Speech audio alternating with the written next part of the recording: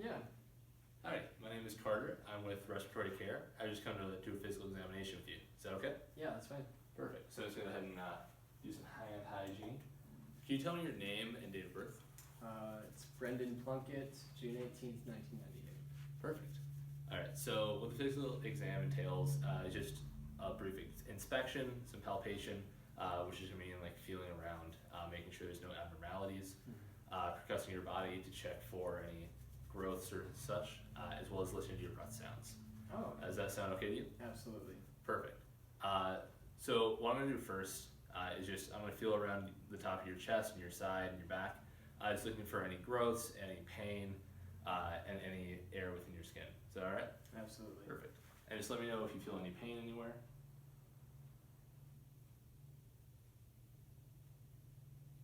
I'm going to check your back. Absolutely. All right. Did you feel any pain? No. Wonderful. And during my inspection, I saw that Brendan has a normal breathing rate. He doesn't seem to be using any of his accessory muscles, showing a normal work of breathing. And there's no cyanosis in his lips or nose, as well as no nasal flaring, showing a normal respiratory rate. All right, Brendan. So next, I'm just going to check your spine alignment. So if you just sit up straight for me, and lift your arms up just kind of like this. Perfect. All right, and then I'm just going to check your belly. Perfect. So Brendan shows no signs and symptoms of scoliosis or kyphosis, as well as no barrel-chestedness, meaning his torso is mostly continuous with no expansion in the chest area.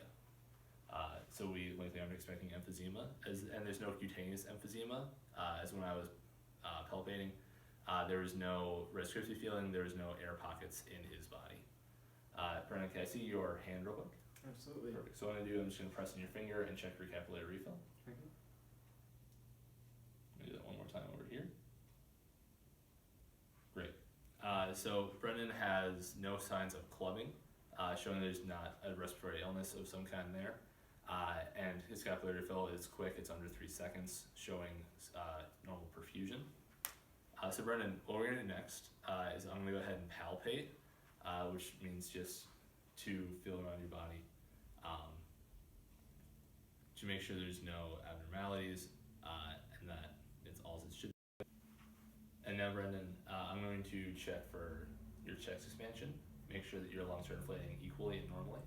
So I'm just going to put my hands on your chest, and when you do that, I just ask that you breathe in, just normally. So go ahead and just take a normal breath, and exhale. Perfect. And normal breath. And exhale. Perfect. Brendan's chest expanded normally. My hands remained even throughout his breath, showing that his lungs are normal. There's no collapsed lung, no atelectasis, and no pleural effusion within that area, as well as no airway obstruction. So what I'm going to do next is I'm going to take these 2 fingers and feel your trachea, just making sure that it goes straight down. So you might feel some pressure. Is that okay? Yeah, absolutely. Perfect. So Brendan's trachea goes straight down, showing no misalignment, meaning that there is no atelectasis, there's no pleural effusion, there's no pneumothorax, or any other lung illness that would deviate his trachea. So we're going to do a tactile fremetis test.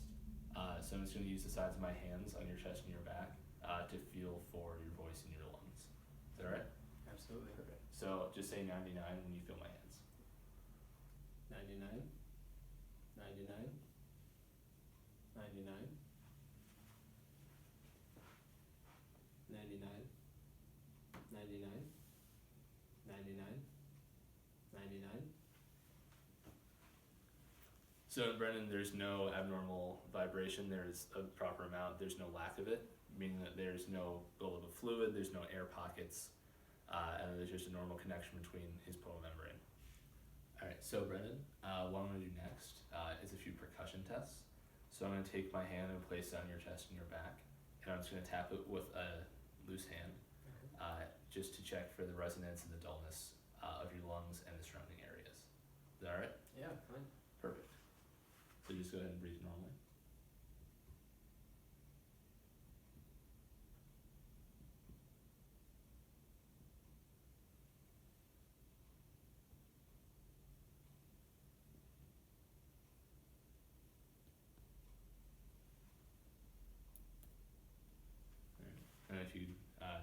face the camera. There's your back. Wonderful.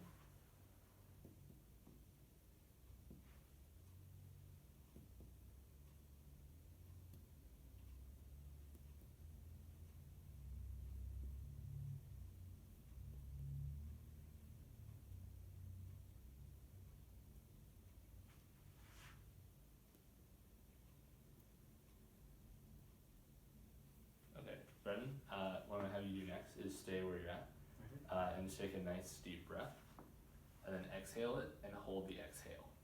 Okay.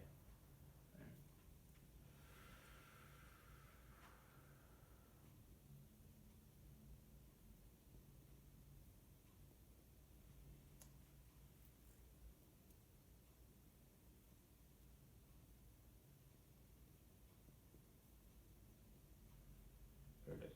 So right about here and right about there, I found Brendan's diaphragm. Go ahead and breathe, Brendan. Oh, thank you. We found his diaphragm, and so we're just gonna have him do it again. So I'm gonna have you this time take the deep inhale and hold the air in instead of letting it out. Okay.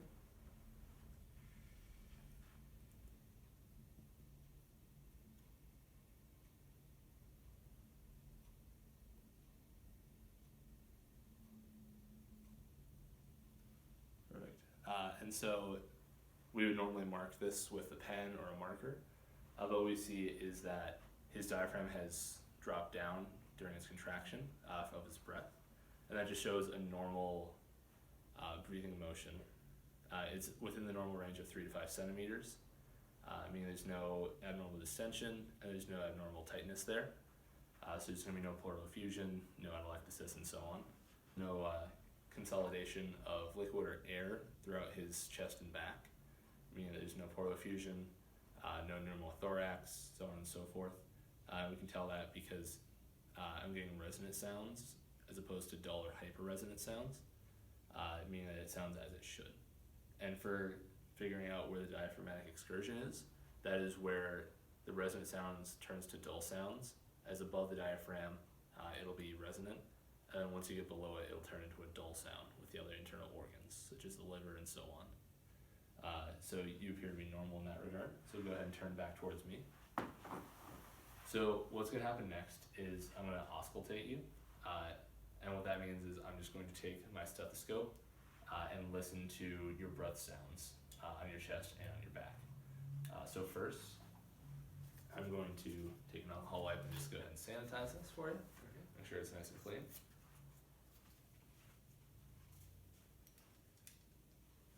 And so for the first round, whenever you feel my stethoscope, go ahead and just take a normal breath each time. Please don't feel nervous, it's purely routine.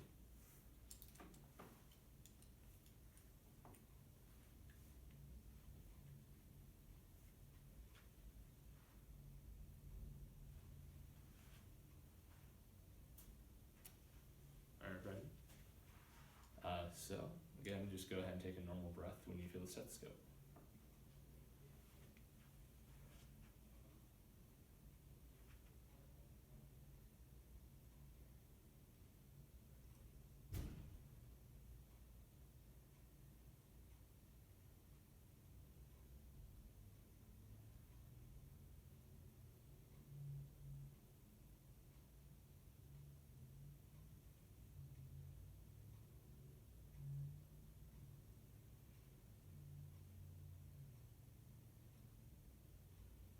And now if you could turn so your back faces the camera. Alright.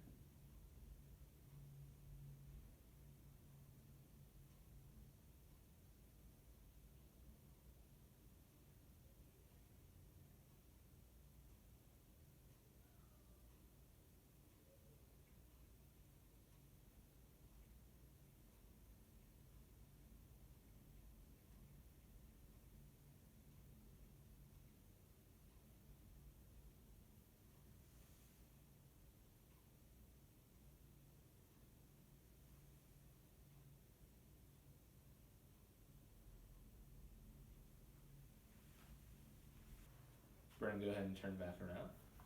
Perfect. So I didn't notice anything abnormal in your breath sounds on the back.